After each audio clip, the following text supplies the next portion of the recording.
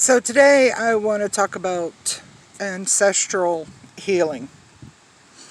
I never understood this concept of how healing is going backwards. I understand going forward, what I heal and learn, I pass on to my kids, they pass it on to theirs, da da da da.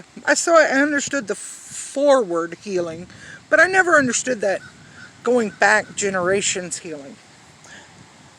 So I knew a woman when I was a kid who had come from a large family. She lived on a farm, so she was used to hard work. She was a strong woman.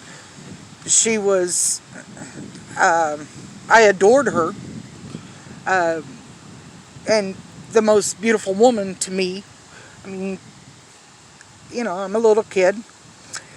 But there were a lot of times when she seemed really cold and mean and just angry with the world. And that was the impression I had of her for the last 50 years. The other day, I met her little girl. I met her in a different place, and I saw through her eyes the hardships that she had endured. That she was raised on a farm. She was the middle child of 8. She had a twin sister, so she always had that. She had camaraderie, but also, there's always that competition between twins. I have them myself, so I see it. And she had dreams. She probably wanted to grow up, have a family, live a good life, da-da-da-da. But that wasn't her circumstance that she ended up living. She was a single mother of 4. In her probably, I think, 30s. 4 headstrong kids.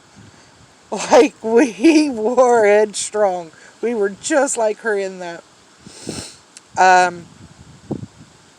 But she had been divorced, which was looked down upon. 50 years ago, you didn't get divorced. You just suffered through it. And she chose to stand up and say, nope, I'm not going to suffer. I'm going to do the best for me and my kids.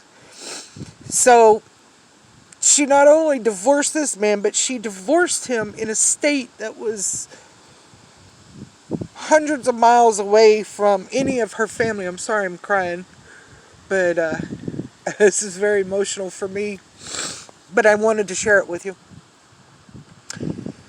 Her family was in Kansas and she was in Louisiana, where my dad's family was. And if you haven't guessed by now, I am talking about my mother. So now she's got 4 kids, no help. She's being looked down upon. And at the same time, this woman was brave. And she applied for a job at the plant 50 years ago. And by plants, we lived in Lake Charles, Louisiana, which is a very industrial kind of area. Oil, chemicals, everything else. So they had all the plants, and those were the high-paying jobs. And this woman, and remember, we're in the 50 years ago, so women did not belong there. But this woman passed the test and annoyed the hirer until she got the job. She was the very first woman operator at any plant in Lake Charles. So she dealt with a lot of crap. And I always thought that she hated my dad and so therefore hated me, but through her eyes, through that little girl's eyes, I saw that I reminded her of heartbreak. I reminded her of failure. I reminded her of her, and she didn't want me to live her life. She didn't want me to go through that pain. But I always felt like she wanted me to do it her way. And that wasn't necessarily what she was trying to do. She just wanted me to do it better. And I'm hard-headed. So, but in seeing that, all of the anger that I felt towards my mother and my family and my life, sorry, I had a bug on me, changed.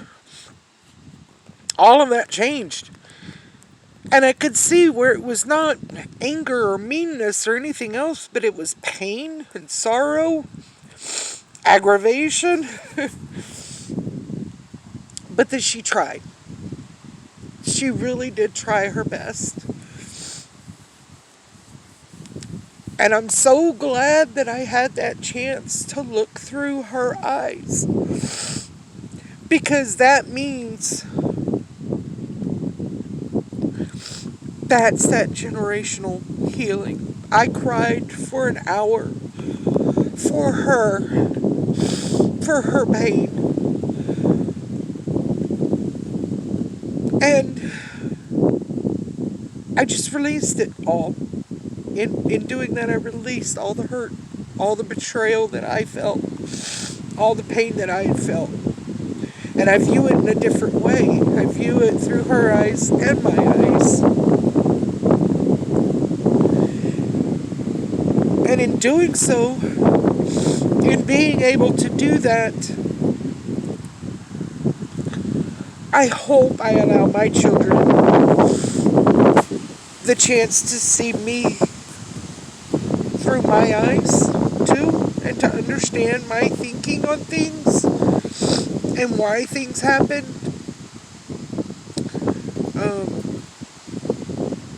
But I now understand the generational healing, because my mom has to heal too. She wasn't trying to be mean. She was alone and fighting so hard. So, if you're having issues with adults from your past, with fathers and brothers and sisters and mothers and all of that, take a minute. Look at their life. Remember what times they were growing up in. Or when all of these things happened. What was going on in their life? Where were they at in their life? What society did they live in? Because you know our society has completely changed in the last 50 years. So, take a look. Peep through their eyes at how their life was. Because they had a life before we came along. And what did that look like? So, it's just a little bit from me, a little bit of my story, and some of what I want to do here, that being able to change our way of thinking so that we can start the healing process. And in healing, hopefully we can heal the world.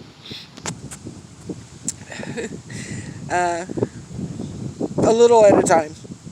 But it's going to take baby steps. But we can do this a little at a time. And if you need help, let me know. Comment, whatever. I'd be glad to talk to you. Love y'all. Bye.